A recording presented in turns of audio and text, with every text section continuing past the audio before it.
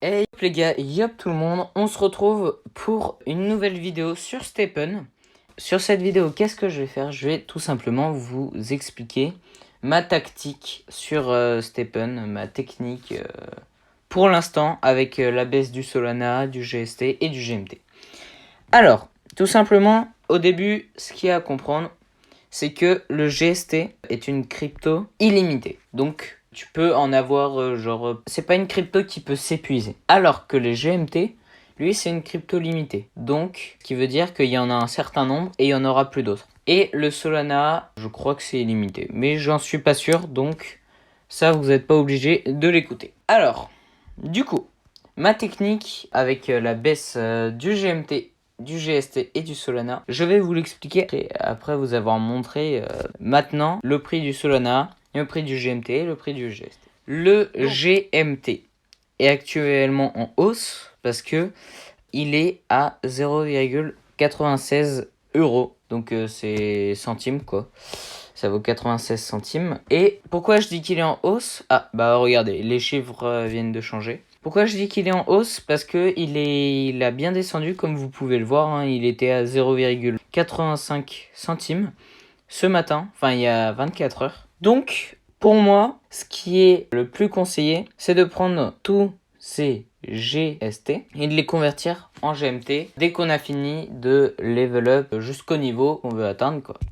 Parce que ça dépend de tout le monde, voilà. Alors, du coup, le GST, lui, est en baisse. Il est en baisse, et pourquoi il est en baisse? Parce que le Solana est en baisse. Du coup, pour équilibrer un peu tout ça, et bah le GST est aussi en baisse.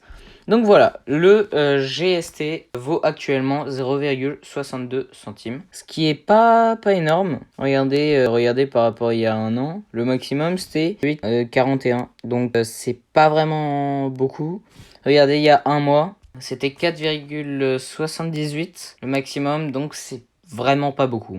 Donc aussi il y a le Solana. Le Solana est actuellement en hausse, comme vous pouvez le voir. Il y a 24 heures.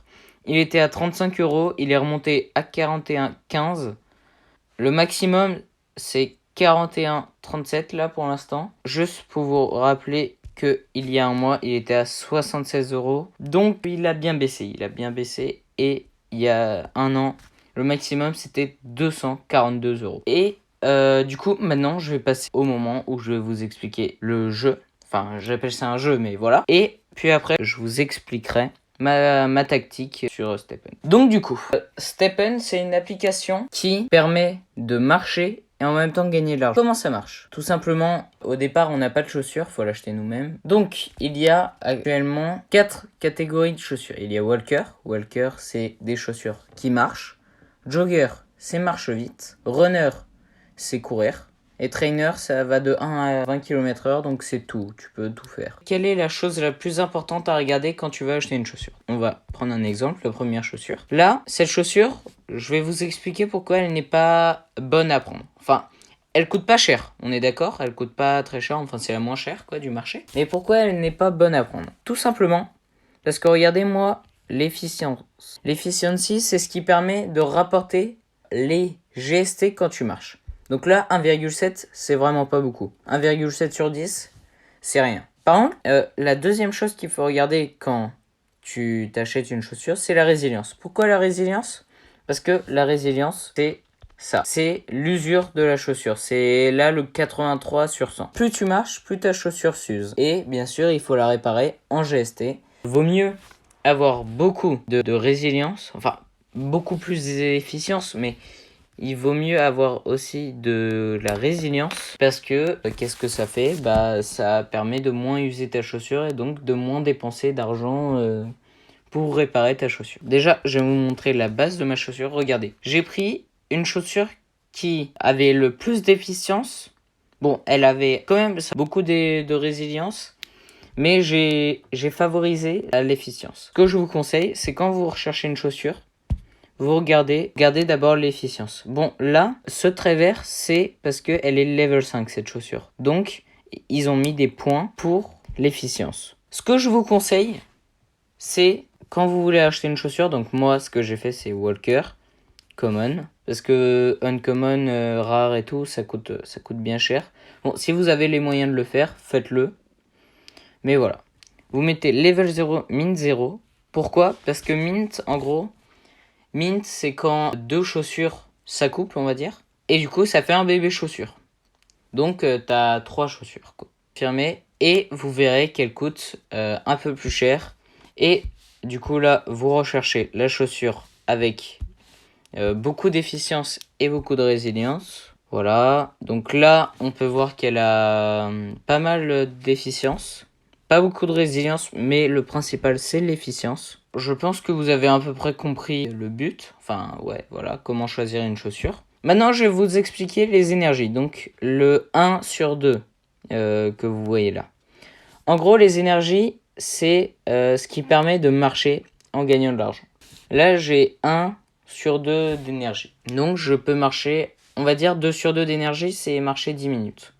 Et 1 sur 2, c'est marcher 5 minutes. Et du coup, là, si je veux aller marcher maintenant, ce que je peux pas faire vu que je suis en leveling, pardon. Mais si j'ai envie d'aller marcher, je gagne 2 fois moins de GST.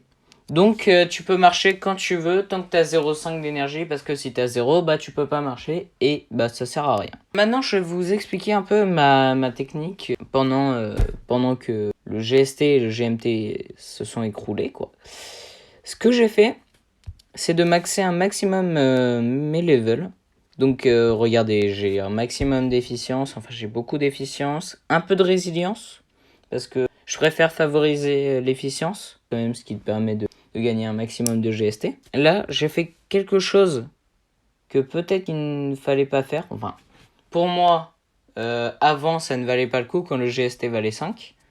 Mais vu que là, il vaut plus que 0,6, pour moi, c'était le moment de passer level 20. Parce que de level 19 à level 20, en fait, ça coûte 60 GST et 60 GMT pour l'améliorer.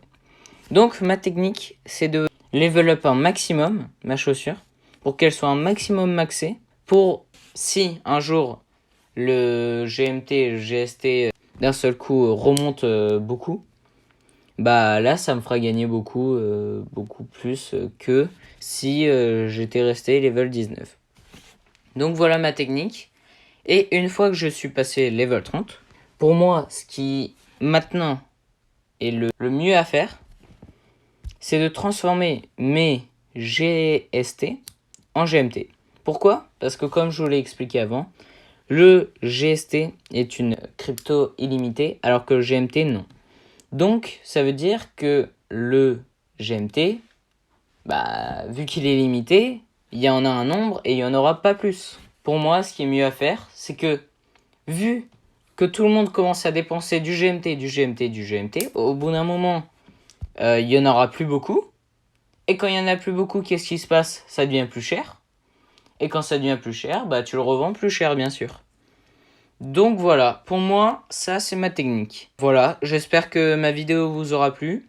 J'en ferai plusieurs pour expliquer un peu tout, du genre les gemmes. Donc j'espère que ma vidéo vous aura plu. N'hésitez pas à vous abonner, à liker, voilà. Dites-moi dans les commentaires ce que vous avez pas compris, ce que vous voulez que je vous conseille, ou voilà.